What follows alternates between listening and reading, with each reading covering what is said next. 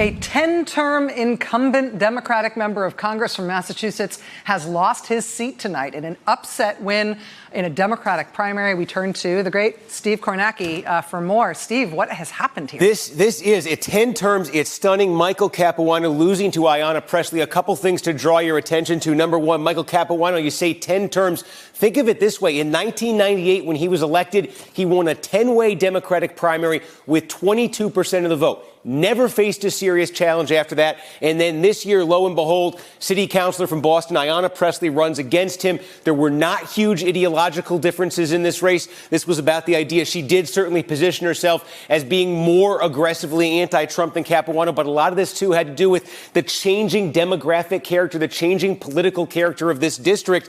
How about this? The history of this seat. This is a historic seat in Congress that Capuano has held. Here is the lineage.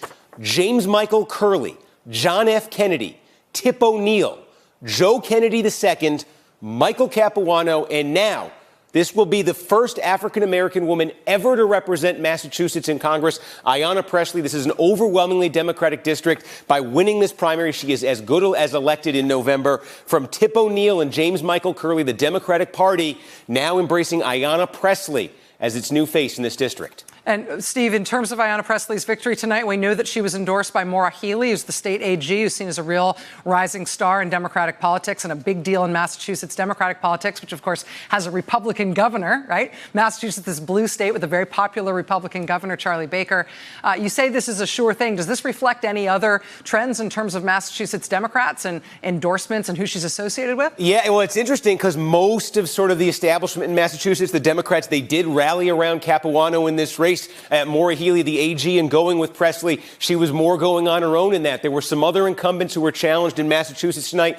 It looks like they've survived. Richard Neal, the congressman from Western Mass. Steve Lynch, a more moderate, even conservative Democrat from South Boston. It looks like they've survived. But this one, wow, Mike Capuano, 20 years in Congress, never a serious challenge. All of a sudden, loses by double digits at this point. Steve Kornacki, thank you very much, my friend. Much appreciated. That does it for us tonight. We'll see you again tomorrow.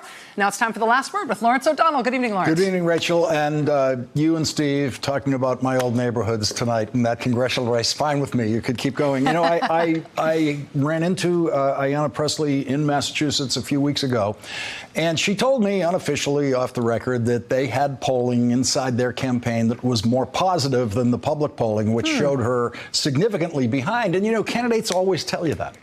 Yeah. They always say our private polls look better, but she was very convincing about it. And that district, in all the iterations that Steve was describing, from when it was JFK's district to Tip O'Neill's district up to Capuano's district, those borders have changed a lot on that district and the way it weaves its way now around Boston, through Boston. But this is the new face of Boston. It is an amazing and kind of wonderful thing to see for someone like me who grew up in a strictly segregated city where this was impossible. To see Michael Capuano tonight give that concession when only about, I think only 11 or 12% of the vote was in. At this point, at the time he started conceding, we didn't even have a call of the election from the Associated Press or anybody else.